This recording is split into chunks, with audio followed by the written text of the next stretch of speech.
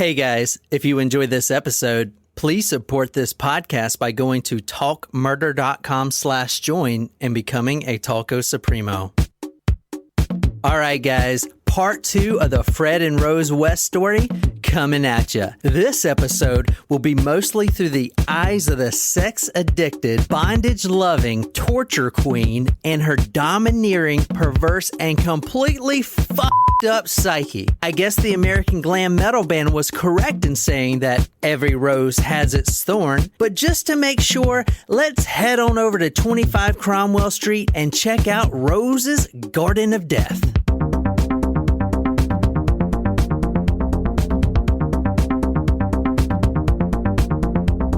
All right, tonight, big shout out to our new supporter, new Supremo. Where in the world is Carmen? Hey, Carmen. Carmen's San Diego. I wonder if she's from San Diego. We've actually met Carmen before. She was at our Greenville show. Oh, no way. She was there with her husband. So thank you guys so much. She's been listening ever since that Greenville show. And she is a dedicated listener and a now Supremo. Well, thank you, Carmen. Greenville was a fun show. That was a good time. I miss shows. We'll be doing them again soon. I hope so.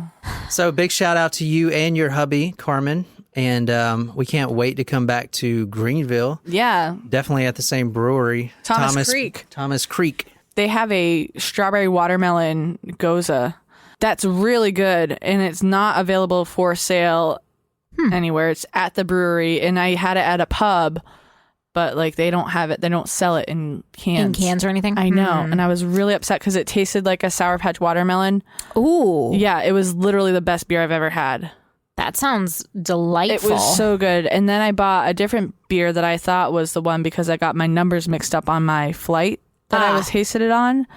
And it was not that one. Disappointment. So, yeah, I was very disappointed. And it took me about a month and a half to finish that beer. Also, I want to say thank you guys so much for your support of Savannah's new podcast, The Missing.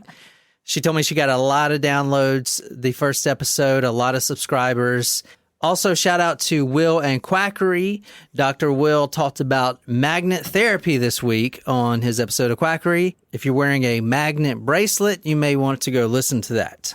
Also, I want to say right quick, I got a few emails from people wanting to start their own podcast after they heard that I helped Savannah launch hers. So what I'm going to do, I don't have a program or anything. I'm not selling anything. But if you're really serious and want to launch your own or have one and want to make it better, maybe the audio a bit better or get more downloads or whatever, contact me at john@talkmurder.com. As of now, I'll take on 3 to 5 people who are eager to learn. It's completely free, but you have to be really serious about doing this. So that's my offer to you. Okay. Well, I have a quick announcement too, actually. Surprise shots. Surprise shots. We don't know what they are because they're a surprise. This looks like a fun shot. Robitussin. No. It wasn't bad. It's pretty good. Raspberry pucker. Wasn't bad. It just tastes a little bit like cough syrup. All right, guys, just to give credit before we start, the book we're reading tonight is what we read from last episode, Fred and Rose, the full story of Fred and Rose West and the Gloucester House of Horrors by Howard Souness. He was a reporter for the Sunday Mirror newspaper in London. And as I said in the previous episode, he's the one with the most intimate knowledge of the case. He interviewed several of the family members. Plus, he was the one to help break the case once these bodies were unearthed in 1994.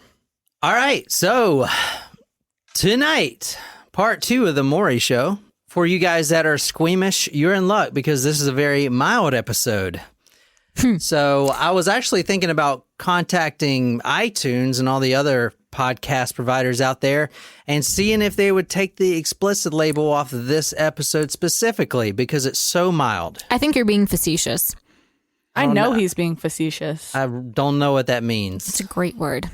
So tonight's episode, we are talking about Rose West. This is a continuation of the last episode, part 1, for our Talco Supremo Laura. I hope you guys really enjoyed that episode. So I'm going to quickly recap that episode. So in last episode, fuck it. Fuck it, just go listen to it. Shit, I ain't gonna recap it. All right, here we go. Go listen to it, you lazy bastards. But tonight we are talking about Rose West. Last episode we ended up with what we know is the first murder that Fred West did on his own before he even met Rose, and that was Anna McFall. Mm-hmm. Remember, Fred West got married to a girl named Rena, Catherine Rena. Mm-hmm. They had 2 children together. The firstborn, Charmaine, was actually not his baby at all. It was a half Asian baby that she had with someone else. And Anna Marie, which is his biological daughter. So we ended up with the murder of Anna McFall. She was the friend of Rena. They had started hooking up and stuff like that. Then she got pregnant. And if you remember, Fred didn't want that. So he snuffed her out along with the baby. And then he meets Rose. We're starting tonight's episode with Rose. Her maiden name is Letts, Letts, before she gets married to Fred. So we're starting there tonight with her background, and it is wonderful, as you'll see. It is wonderful. I feel like it's not going to be wonderful, but okay, John, tell us. Yes, do elaborate. All right. So Fred's already a killer before he meets Rose, and so we're going to Rose before she meets her future husband. Is it weird that I can't wait to hear how they meet? How y'all get together? Oh my God. Tell us the story. How many times do you think you guys are going to have to answer that question at the wedding? How many times do you think John's going to answer Craigslist? We met on Craigslist. What the fuck? Under the misconnections. No. I was walking out of the Denny's bathroom because I just blew it up. And stop. The 3 of us met on Craigslist. That's even worse. True. Did not. We all 3 met on the misconnections. Jen was coming out of the Denny's bathroom. She just blew it up. I mean, that's probably the most accurate out of all 3 of us. You don't have to make fun of my irritable bowels. It's okay. Fred was 12 years old when Rose was propagated, birthed, conceived. I think it's funny how you say birthed. Birthed? Like birthday. Fred was 12. Or like library. Yeah. Fred was 12 when Rose was conceived by her parents. Whoa. He's a lot older than she is. 12 years. 12 years older. Correct. Yes, I did get that part. Yes. I mean, that's not that bad. It could be worse. No.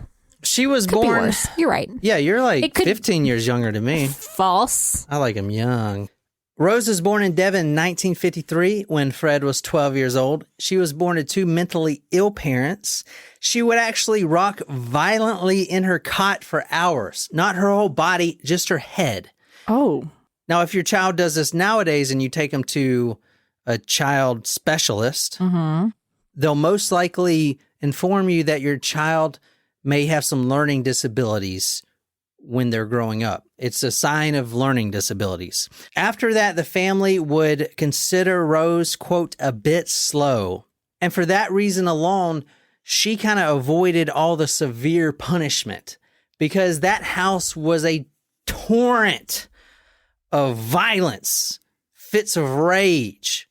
You have a father that is schizophrenic and has never been medicated for it.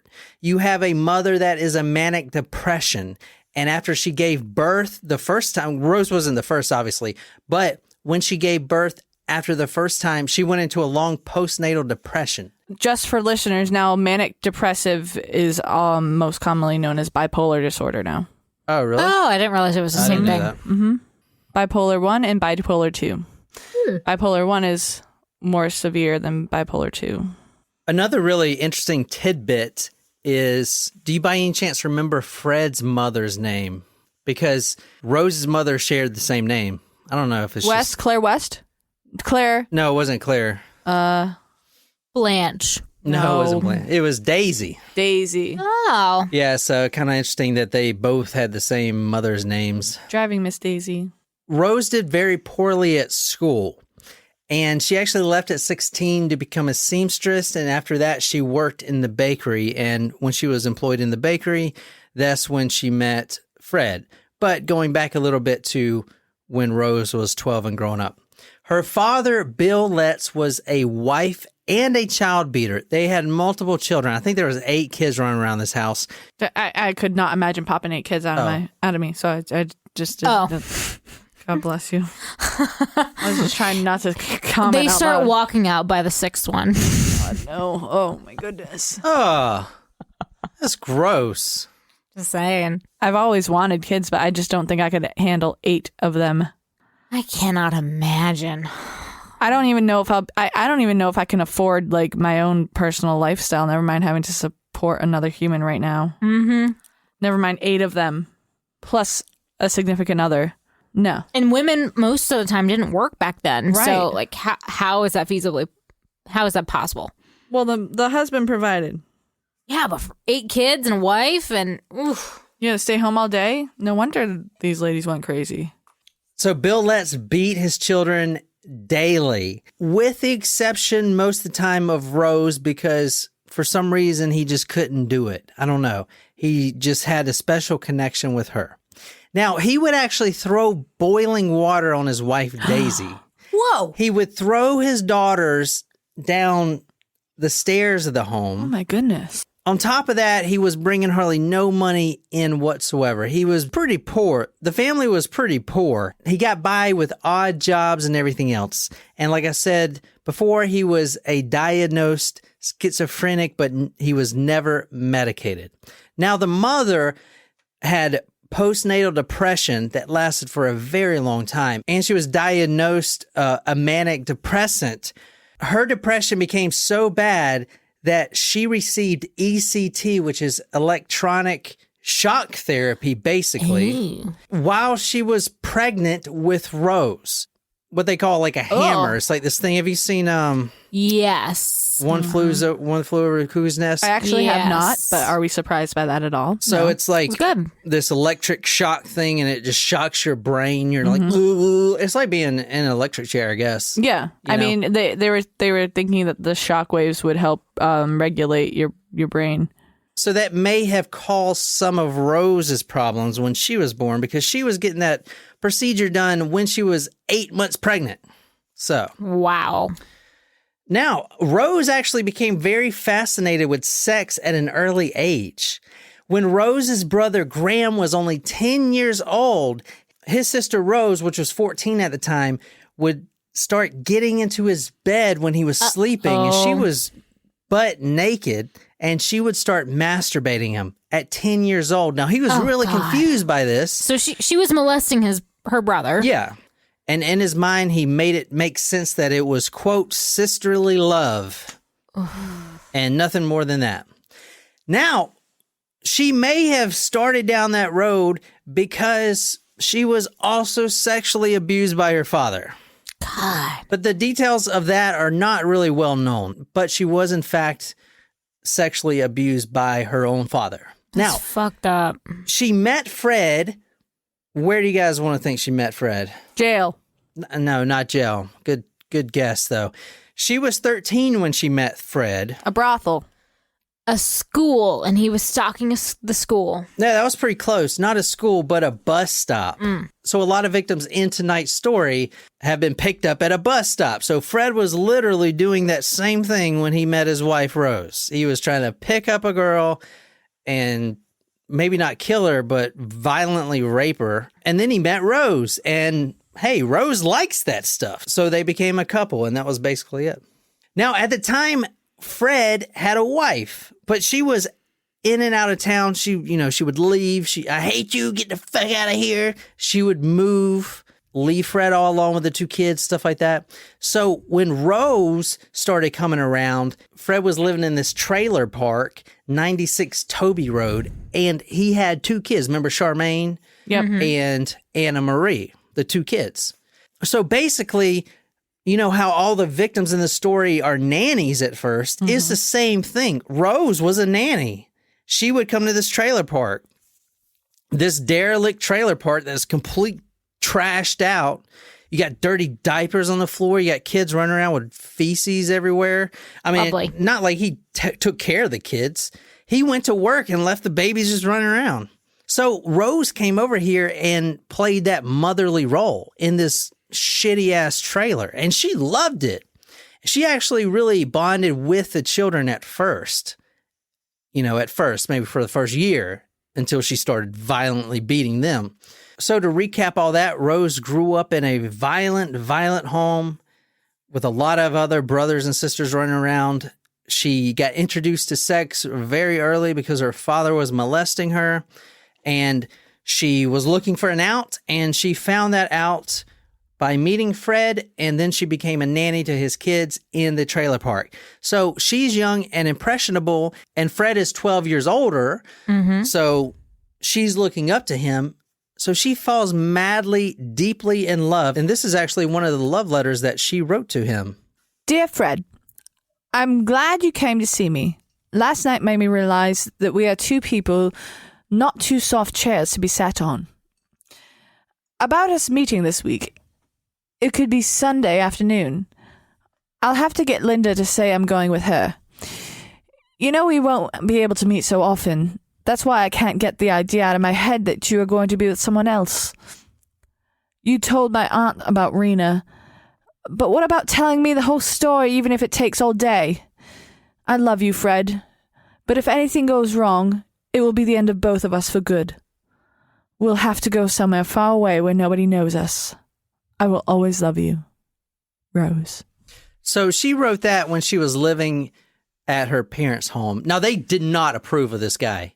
In fact, she had brought Fred to meet the parents at one point, and they immediately knew that something was up with this dude. Despite the fact that they're also trash human beings, Yes. and their daughter is also trash. Well, But okay. I mean, good for them, though. Like, at least, she was 13 when she met him, and you're 13, so you have this 25-year-old. I'm Yeah, glad but that at least they didn't approve. But the dad was raping his daughter. I didn't say that's correct. I didn't say that's right, but at least he knew Yeah. well enough not to let a 25-year-old date his 13-year-old. And it clearly worked great. They stayed away from each other. Yeah, the end. Yeah, so basically she ran into his arms or his trailer and took care of the kids. So on February 21st, 1970, when Rose was 17 years old, she got pregnant by Fred. And in June of 1970, a few months later, she convinced Fred to move his two kids and the pregnant Rose to Gloucester. Now look at that love note one more time. Can you kind of see the domineering personality coming out a little bit when she says, if anything goes wrong, it'll be the end of us for good? But not only that, And then she says, but what about telling me the whole story, even if it takes all day? Like, she's really domineering, it seems. but also she was setting the tone. She's not asking him. She's like, it's going to be Sunday. I have to ask Linda something, but this is what it's going to be. So she got pregnant in February, and in October that same year, 1970, she gave birth to her and Fred's daughter, the first daughter that they'll have together, Heather Ann. And soon after that, Rose started to beat up the other two kids because they're not hers. They're getting older, 6, 7, stuff like that. And they're actually starting to talk back to her because she's only 10 years older than they are. She's a kid too. She's still a teenager. They're like, you're not my mom. You should still be in school. What the fuck? So she starts lashing out on these two kids that aren't hers and starts loving her own child. To my darling, what was you about at the beginning of your letter? I just can't make it out for trying. Hey, love, that's great. 3 more visits. It'll take up half the time I've got to wait for you. Blinking base people gets on my nerves. Darling, what about Char? I think she likes to be handled rough. But darling, why do I have to be the one to do it? I would keep her for her own sake if it wasn't for the rest of the children. You can see Char coming out in Anna now, and I hate it. Well, let me stop you right there. Where she says, I think she likes to be handled rough. She's talking about Charmaine, which is getting it a lot worse than her sister because she's not even Fred's. At least Anna Marie is Fred's biological one. She's taking care of some half Asian and Fred's first wife's baby. So you can tell she's getting it the worst. Charmaine. That's why she says, I think she likes to be handled rough. She's basically beating the shit out of this kid. Yeah. And Charmaine's what, 6, 7 at the time? Terrible. Yeah. Love, I don't think God wanted me to go to that dance because I didn't go after all. Darling, I think from now on I'm going to let God guide me. It always ends up that way anyway, as you may know. Haha. Oh, love, about our son. I'll see the doctor about the pill, and then we'll be safe to decide about it when you come home. Well, love, keep happy. Longing for the 18th. Your ever-worshipping wife, Rose. Your ever-worshipping wife. Now, when she says looking forward to the 18th, at this time, Fred is in prison. Oh. Yeah. She's waiting for him to come out of prison. And how old is she when they're married? 17. Okay. Well, no, actually, that's a good point. They don't actually get married until she's like 20, I believe. Interesting. Yeah, so it takes a while for them to get married. But she gets pregnant at 17. That's a good question. Okay. Because technically, Fred's still married to Rena. Yeah. Okay. They haven't got divorced. In 1972, she gives birth to their second daughter, May, M-A-Y, but they later changed it to M-A-E, so Mae West. Now they have 4 children running around the house. Is Mae West a famous person? That sounds like a very I think she was an name. actress. I wonder if it's the same Mae West? No, I don't think so. I think she was an earlier actress. June 15th, 1971. I told you about Charmaine and how viciously she's getting beat. And in her letter, you see that, I think Char likes to be handled rough. So Charmaine is getting it worse than anybody. And on June 15th, 1971, just a few days before the 18th, before Fred was going to come out of prison, Rose ends up killing the child. What a monster. So Charmaine, you see her right here. Yes. Rose ends up killing her while Fred's in prison. Okay. Does she claim it's an accident? She didn't claim it was an accident to Fred, no. And she told everyone else that asked, because a lot of people asked, including Child Services at the time. She told them that Rena, the mother, had picked her up and they went back to London. Even though, and I don't know if it's still this way today, but Child Services, they took that off face value. Oh, okay, well, she must have moved. They didn't do any due diligence to see if that's the truth or not. I think there are quite a few times when that has happened. All the government protections like Child Services in this story screwed the pooch really bad. So if you want to read this, Nicole, this is from the book Fred and Rose West. Rose has never said what she did that day, but the explanation is not difficult to imagine. It seems likely that she finally lost her temper with the spirited but sad 8-year-old who wet the bed at night and dreamed of being rescued by her real mother, the girl whom Rose could not wait to get rid of and who had already been to the hospital with a curious injury. It seems likely that she lost her temper, either battered or stabbed to death the child who Rose believed liked to be handled rough. Now, do you remember last episode when I said both have killed independently and then they came together? So this is it. So Fred had killed his mistress, Anna McFall, and then Rose now kills Fred's Daughter. Not biological daughter, but stepdaughter. Now they have this secret to tell. Now, I don't think Fred was even mad about it. Fred didn't like this kid anyway. It wasn't his. He probably felt kind of, well, I don't even know if I can speak for him, but I would imagine if he had such a disdain for the child, he might have felt relieved that would happen. He's probably proud that Rose did that for him.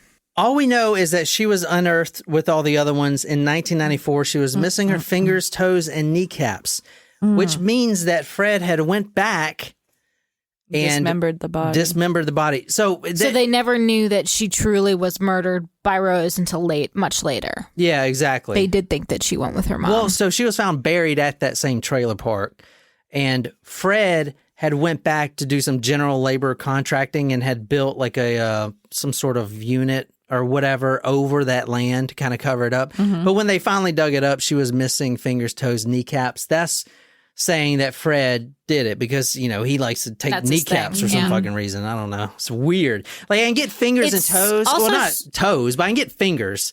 because identification purposes. Yeah, but you can get identification from toe prints too. Well, toe prints, yeah, okay, fingers and toes, but kneecaps, like what the fuck? I think it's interesting that they would take the kneecaps of this little girl where there may not have been any sexual abuse or Yeah, it's interest. just one of his quirks or something. I don't know. There's no logic behind He's taking the probably kneecaps. selling them on the black market or something. No, he was keeping them like in his, and no one's ever found all of his collection, you know. As you'll see, he quickly offed himself in prison. So no one really knows where he hid all these things. But if you want to read this is also from the Fred and Rose book.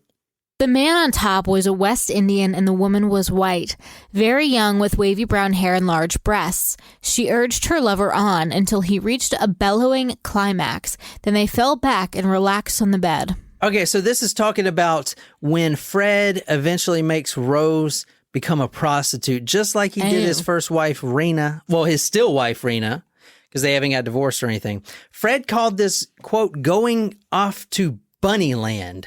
Oh, yeah. He would make Rose have sex with these guys. And a lot of these guys were contractors he worked with. You know, he would do odd jobs, general labor jobs. And most of them were immigrants. That's why you see this, you know, this West Indian. Most of them were immigrants. They would come and they would spend their paycheck and have sex with his Rose, his future wife. And he liked it. He would look through the peephole and get his peepers off. Oh, a voyeur. Okay, so now let's get back to another murder. Rena, the first wife, she starts coming around trying to get her real daughter back, Charmaine. But guess what? No more. There's no daughter. And Rose had already told everyone in town that Rena had came and picked her up already. Now you got this conflict because Rena's now back in town asking questions, where's my daughter?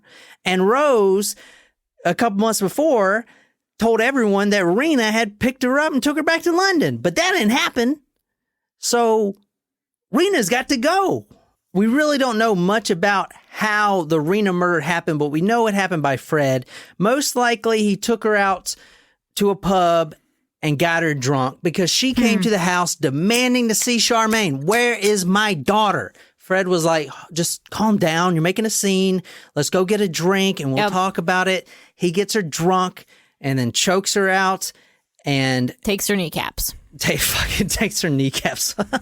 With her remains were found a child's toy, which was a little red boomerang, which is kind of fucked up. And she wasn't wearing any clothes. So most likely he took that child toy and sexually defiled her with it somehow. That's what the police theory is. Anyway, and he then removed her legs starting at the hips. So the legs were completely off, which he didn't have to do because he didn't freaking take the legs. He does that because he wants to. If you're going to dismember someone, you don't throw it all in the same hole. They can put a skeleton back together, for Christ's sakes. So he just wanted to rip the legs out from the hips. But he did take 35 bones in total, including the finger, the toe bones, and the kneecap. But let's talk about Anna Marie. All right, guys, Anna Marie, the biological daughter of Fred, was 8 years old when she lost her virginity. Now, both Fred and Rose would claim to doctors and whoever that she actually fell off of her bicycle and the bike handle penetrated her vagina. Yeah. Doesn't quite happen that way, but I don't know about that. Jen. Yes. Pick a number, 1 or 2. 2. Of course, we know that Anna Marie didn't fall off her bicycle or whatever. And this is going to explain it. This is from the book, Fred and Rose, that we're reading. If you want to read this, Nicole. This is 1. One day during the summer of that first year at Cromwell Street, Anna Marie was led down to the cellar by her father and stepmother. Fred had soundproofed the cellar as he had told Elizabeth he would, creating his torture chamber. The first victim would be his own 8-year-old daughter. Are you ready, Jen? No, I'm upset that I picked 2. It's probably going to be worse than the number 1. I'm not gonna lie to you. It's a lot worse. Okay, go on. It's fine. I dug my own grave. You know, I asked you because I knew you were gonna pick 2. How did you know? I don't know. I knew it. That's why I didn't ask her first. I just knew for some reason you were gonna pick 2. I don't know why, because I feel like if I say one or two, you're thinking that you shouldn't pick one and you should be different and be two because that's the easy way out. No, I just picked two because it was the one that stuck out on my. Maybe I did get it random. You only pick one or two numbers. It was a 50% chance. But I made my own grave. I dug my own grave. Give me the reading. I'm probably giving myself more credit than this dude. Yeah, because you were like, pick one or two. And I was like, I don't fucking know. Two. All right, Jen, can you continue reading this literally so I don't have to explain it? If you can just read it. I hate my life sometimes. Okay. Oh my God. This is so long. Now, before... I'm not even reading it yet, but it's so long. Before you read it, Jen, remember this is an 8-year-old child you're talking about. Thanks. Thank you for the reminder. Anna Marie saw a Pyrex bowl, some cloths, a vibrator, and tape on the floor. She asked what they were for, but there was no response. Rose removed Anna Marie's clothes. Anna Marie started to cry and again asked what was happening. I was told that I should be very grateful and that I was lucky I had such caring parents who thought of me. They were going to help me and make sure that when I got married, I would be able to satisfy my husband and keep my husband. I was led to believe that all loving parents were the same. Before I read the second paragraph, this is 8 years old. They told her this. That is sick. She's 8. All right, let me get to the bottom of the paragraph. Remember, they told doctors and stuff that she fell off her bike. I remember you said that. Rose sat on Anna Marie's face while Fred forced his daughter's legs open. Her hands were bound and she was gagged. Fred then raped his daughter while Rose watched. Anna Marie could see the Pyrex bowl and watched as her father removed strange red-colored matter from inside her and put it into the bowl. It's her. She got her hymen busted. That's what that is. But there's nothing to remove. It's like his semen, membrane. his Mucus semen, membrane. and her hymen stuff or whatever. She thought it looked like frog spawn. The pain was so excruciating that she wished she were dead, but Rose was clearly having fun. She was laughing, smirking, and saying to me it was for my own good and to stop being so silly. I think the Pyrex bowl thing is very strange. Like, there's nothing to like. Well, she was a virgin. There's obviously. nothing to scoop out. He probably ejaculated in her. Yeah. And the blood, it's, I get that, but it's still kind of strange to like, if it's his semen, to like scoop out his semen also and put it into a bowl. But this is unreal. I mean, it's interesting because trying to remove the disgusting and absolute atrocity aside, if Fred and Rose were both abused by their parents sexually, this angers me. I'm glad that motherfucker died. Would you want me to tell you it gets better? No, because I know it gets worse. Yeah, it gets worse. It gets a little worse. I mean, that's just awful. I'm at Susan Smith level angry right now. Oh, this is worse than Susan Smith. It is. That's why. Yeah, dude, this is a lot worse. It is a lot worse than Susan Smith. It is a lot worse than Susan Smith, but that's the most comparable level of anger I have in recent memory. Rose actually kept Anna Marie home from school for several days because she complained of excruciating pain. And not only that, but, what's the other parents and the teachers going? It's like, why are you walking so funny? Oh, because, Daddy... Yeah, I don't even know what she would say. So they kept her home, obviously. God. Now, let's talk about the second time that this happened. Now, she's still 8 years old. This wasn't just like, I'm just doing this because that's what families do. This became a regular thing. Fred would rape his daughter whenever he wanted. Whenever he was horny, he would just rape her. I mean, she could be outside playing or whatever. It didn't matter. Taking a shower or whatever. Anna Marie comes home from school one day and Rose blocks her from going upstairs. One day, Anna Marie comes home from school to find Rose blocking her way upstairs. She's trying to get by Rose and Rose is like, you ain't going nowhere. Okay. She yells at Anna Marie, tells her to get naked, takes her down to the cellar, which I want to point out, the cellar, where the bodies are buried, is also the child's playroom. So the children actually play in the cellar with the bones under the floor. And that ain't even as fucked up as any of the other shit. I'm just throwing it out there because fucking just one more thing, right? Rose pushes Anna Marie down into the cellar. Now remember, she's 8 years old at the time, and there's a device in the cellar that she's never seen before. Fred actually made this device himself, and it's basically some contraption that people that do BDSM use. You can tie people up to it. It's like almost getting crucified almost. Your arms spread eagle, feet spread eagle. Oh yeah, like in Game of Thrones. It was a big metal frame. Rose straps up Anna Marie, the 18 years old. She was spread eagle. She was gagged. Rose then lifts her own skirt to reveal that she's wearing a belt that has a dick on it, a vibrator. Oh, no. What a strap-on. Strap-on, yeah. You know what the lesbians wear with the... Yeah. Didn't know that part, but okay. They vibrate. They're vibrators. Some of them are, I guess. Not just lesbians wear them. True. Some heterosexual couples enjoyed that. I wear like 3 on me. 2 in the front, 1 in the back. And then 1 on my head, so 4. It's like a narwhal. Oh my God. That's actually brilliant. And then I go walk around the mall. And then Nicole bails me out of jail. That's how John gets his social distancing.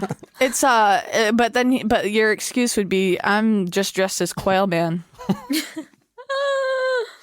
Rose starts sexually assaulting Anna Marie with the vibrator belt.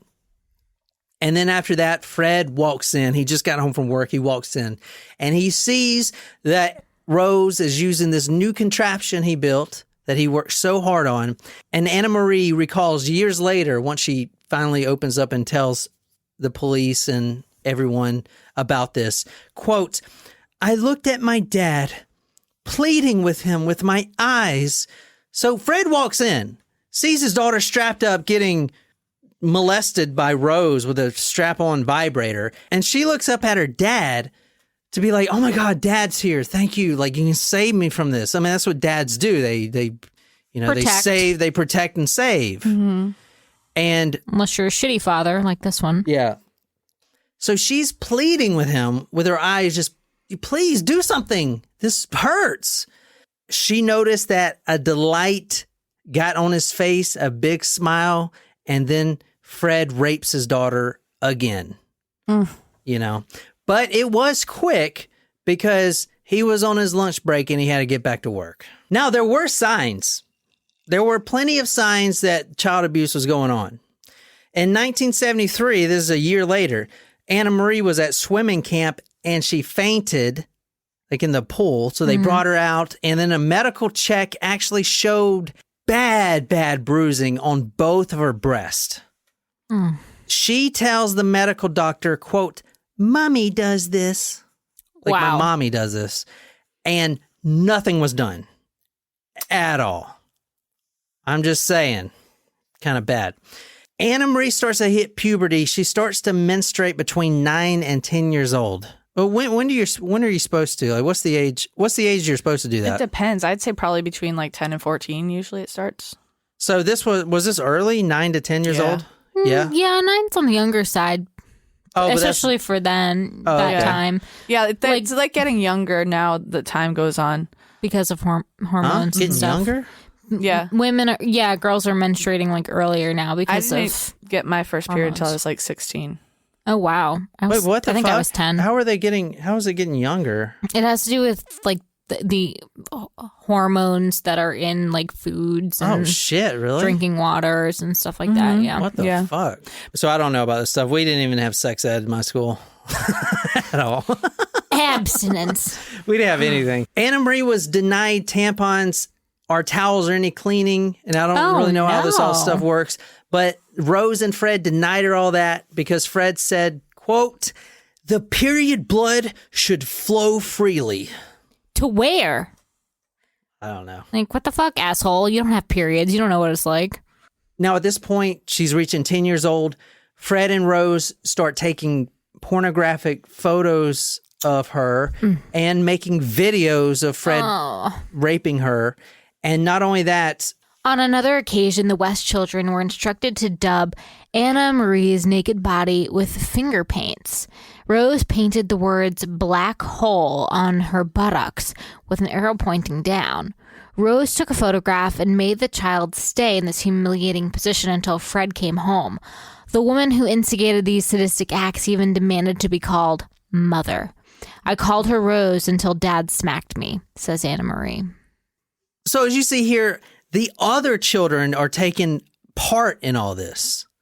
So all of the children were sexually abused, raped, and everything. If you're a daughter, you're getting raped by the father, and their son, Steve, when he turned 16, 17, Rose had sex with him for the first time. It's like, I'm going to take your virginity. It's mine. I made you. I can take it type of thing. It's like fucking weird. That's sick.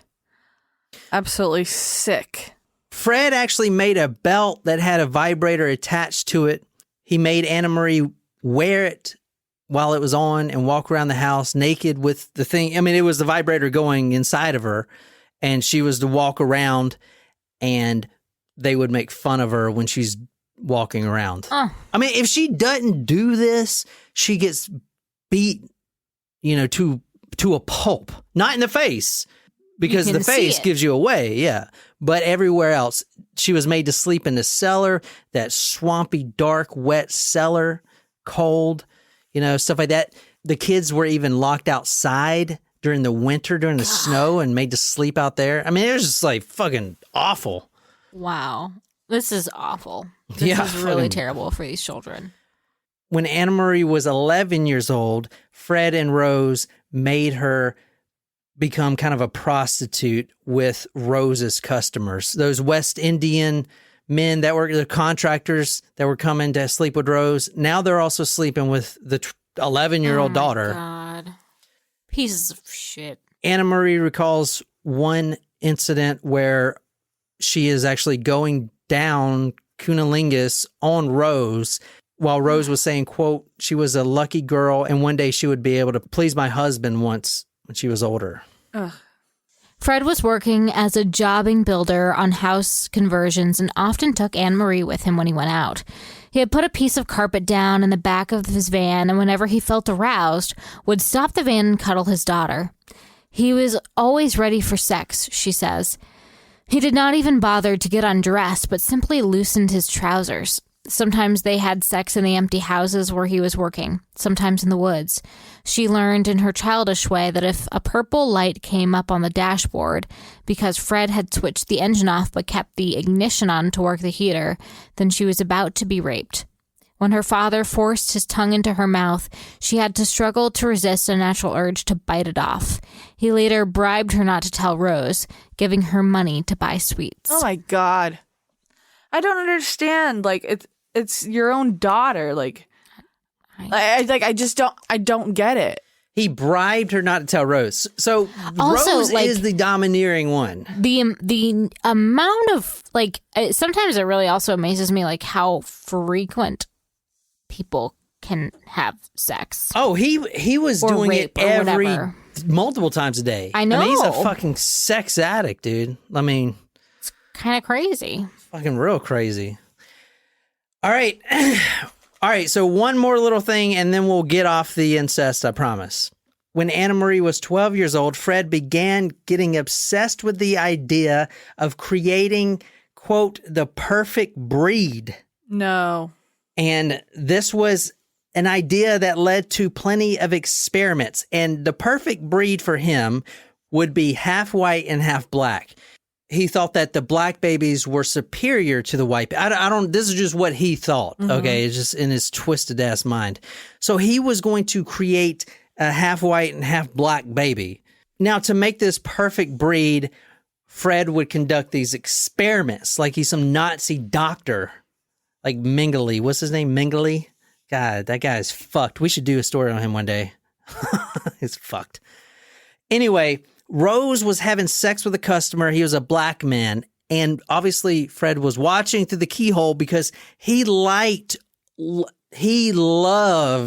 Rose getting sex from a black man. He thought they were the perfect breeders, and he just wanted her to get pregnant. And she does eventually with a black customer. And she does birth a baby that is half black, half white. On this one occasion, she was entertaining a black customer. She was having sex with him. And when the man ejaculated, Fred then took the condom with the sperm in it. He took a dish towel, a syringe, and a copper piping and MacGyvered them all together with the sperm in the condom and shoved it inside Anna Marie, the 12-year-old, his own daughter, and made her sit there while the sperm entered her. And he was trying to make her pregnant with a black baby. That's what he was trying to do. God, Did that work? No, that didn't work. That's good. what a sick individual. This is Fred's view on incestual relationships. Fred believed that incest was natural and told his daughters, I made you. You are my flesh and blood. I am entitled to touch you.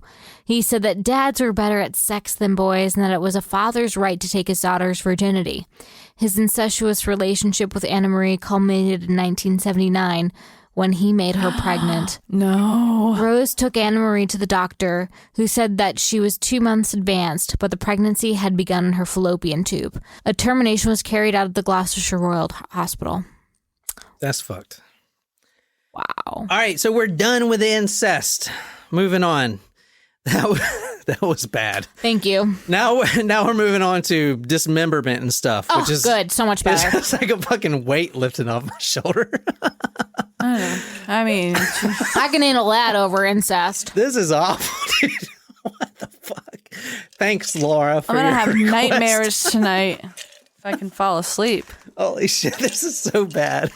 I'm taking some Benadryl tonight. On December 9th, 1977, Rose did give birth to Tara West. She is half black, half white.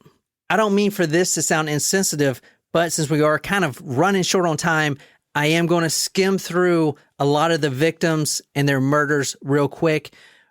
One reason why is because we don't actually know what happened. A lot of what we know is how the bones were found and what was found in the graves. And a lot of it's the same. So not trying to be insensitive, but let's go over some of the victims here. Now, did some of these victims overlap with this time where they're abusing? Yeah, Anna yeah. Marie? This was during the time. Oh, Okay. yeah.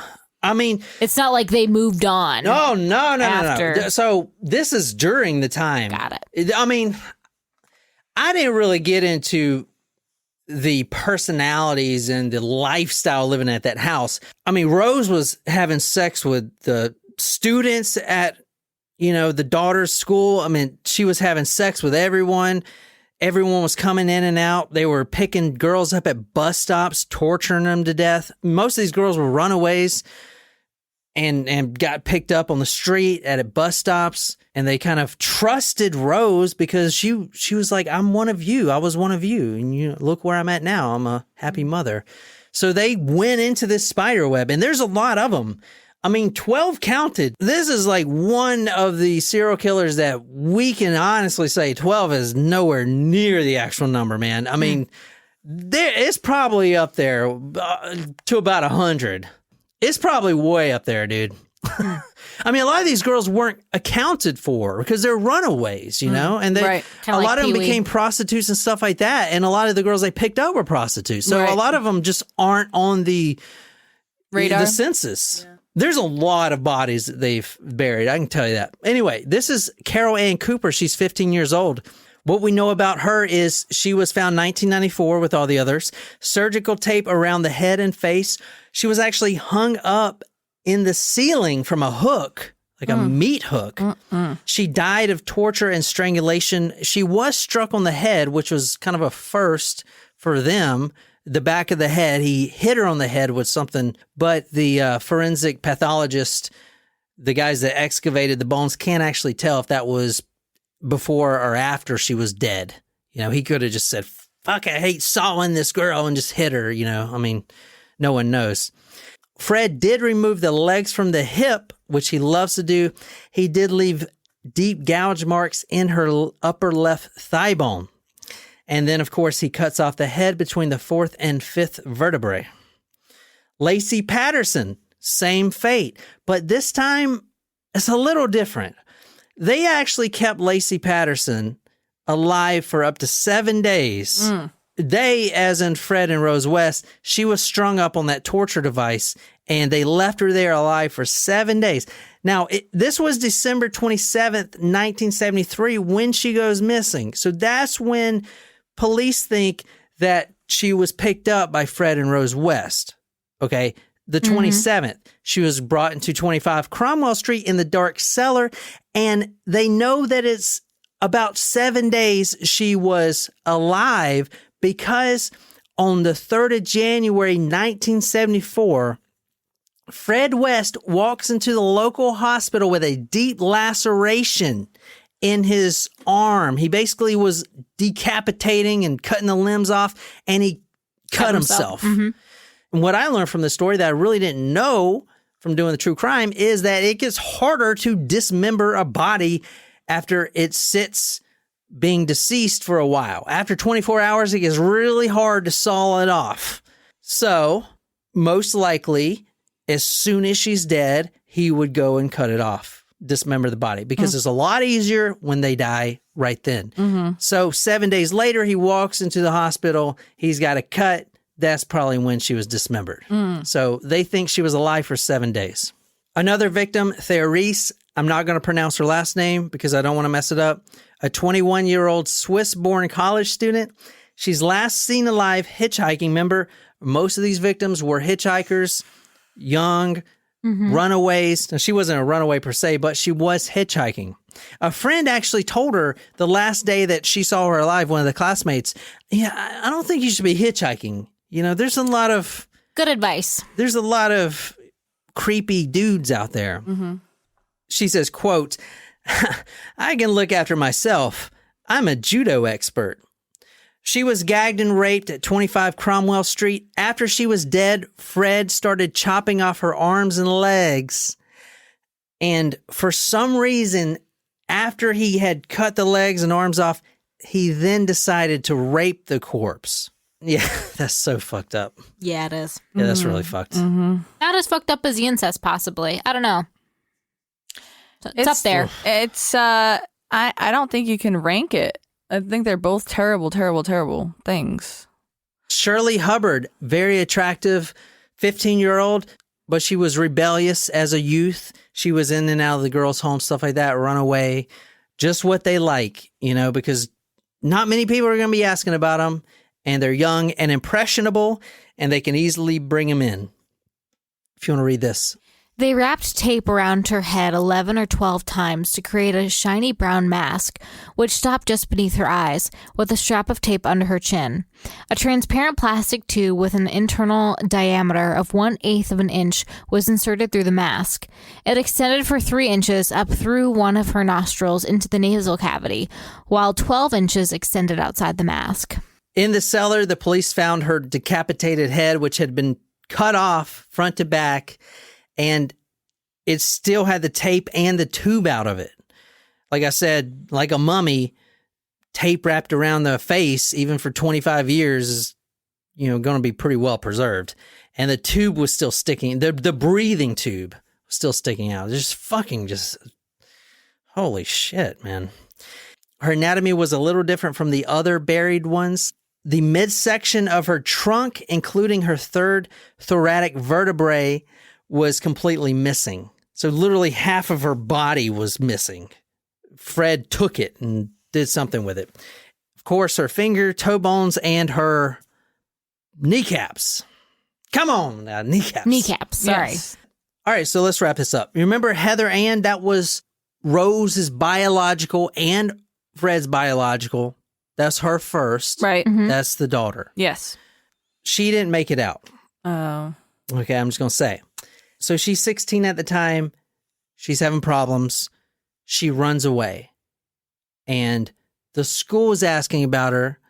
the Child Protective Services is asking about her, and she starts talking. And that's not good because she could expose a lot of stuff at home. And at this point, Child Protective Services are already knocking on the door because not only are people talking around town, but the students, the 13-year-old, 14-year-old students at the local school are having sex with Rose. Like, out of all the stuff, she's even having sex with the students for whatever reason, you know? It's just like fucking nuts. It's crazy. But so they get worried that she's going to tell the police what's going on there. At 16, she runs away and she's desperate to get out because she's tired of getting beat and sexually molested and all this stuff. So she files for unemployment and all this stuff because she cannot get a job at all. She's got emotional problems, obviously. She's got some psychological issues she's dealing with. She cannot get a job whatsoever. She gets denied for unemployment. So where does she end up? Back at home, back at 25 Cromwell Street in the Lion's Den. And at 16, she was murdered by her parents. Her own mother, biological mother, murders her. In 1994, police found Heather Ann, the first child of theirs, with 2 ropes in her grave, a 22.5-inch and a 15.5-inch long rope. She was naked when they found her, which means that both Fred and Rose had raped her, did something to her. No one will ever know. Right. Not only that, but what's really fucked up about this one is the fingernails were missing from her fingers. Oh. Why would you take the fingernails? To torture someone. To torture her. So she was still alive when they were ripping her fingernails out one by one. These guys are monsters. Yeah. That's a fucking understatement, dude. Yeah, it is. Then Fred obviously takes a meat cleaver this time, and he doesn't do what he usually... I know this sounds fucked up saying this. He doesn't take his time. He hacks her up. His daughter, like he's like fucking piece of shit. Oh my God. Telling me, you dumb bitch. Like hacking her up with a meat cleaver. It sounds fucked up that he's not taking his time cutting her very slowly in comparison. He's fucking hacking her all with a meat cleaver. Yeah, I could see both sides, though, honestly, like not to try to get into the mind of a serial killer, but you would think that it would be, I mean, he clearly doesn't seem to care, but one would think that it would be a lot more intimate to take the time to cut up carefully. But when really it's like, oh crap, like this is my daughter, but you know, we have to get rid of it. Like, might as well just, like, I don't know if I would want to dwell on it. I think he's angry at her. Yeah, that's probably it. Yeah, he's angry. I mean, he's got a fucking meat cleaver. I mean, he's never really done that before. He then held the corpse of his daughter face down and cut through the back of her neck while her chin was pushed onto her chest, decapitating her. All right, what's really fucked up about that is the 17-year-old Steve, the one that Rose was having sex with, unknowingly helped bury his own sister because Fred was like, hey, I got to put this garden out back. You want to help me, buddy? You want to help your old daddy build this garden? Come on, it's going to be a fun day. Might even give you a beer. He was actually burying his sister without him knowing it. It's kind of fucked. Yeah. I mean, well, the whole story is fucked, but please tell me they get caught. Hopefully they both die. They did get caught because, and I didn't get into this, but this detective named Detective Savage. And she was weeks away from retiring, and she said, fuck no. She wanted to know where Heather was because she checked all the records, and Rose is like, oh, Heather left. You know, she just went out of the country. Just like Charmaine. Yeah, exactly. And so eventually, this detective, if it wasn't for this detective, these guys would have got scot-free. She was not going to take no for an answer. She literally stopped going out of retirement to figure out where Heather was. Good for her. And eventually, she got a search warrant, which was not easy because if you're going to dig up someone's yard, break down the cellar, all the gardens, everything they built, and you're wrong about it, that's going to be a big lawsuit. But that one detective, Detective Savage, she's a boss and bulldog. I didn't go into her, because we didn't have time. But she basically forced them to get a search warrant. And when they did, when they found that first bone, game over. That's when they uncovered everybody. Wow. Every fucking body came up. Good. And now it's a walkway, as Laura said in the last episode. So they're arrested. At first, Fred denied any of the murders, said he didn't know anything about it. He was going to kind of stick up for Rose. Rose pled not guilty, obviously. She's still in prison. Thank God. She'll be there to the day she dies.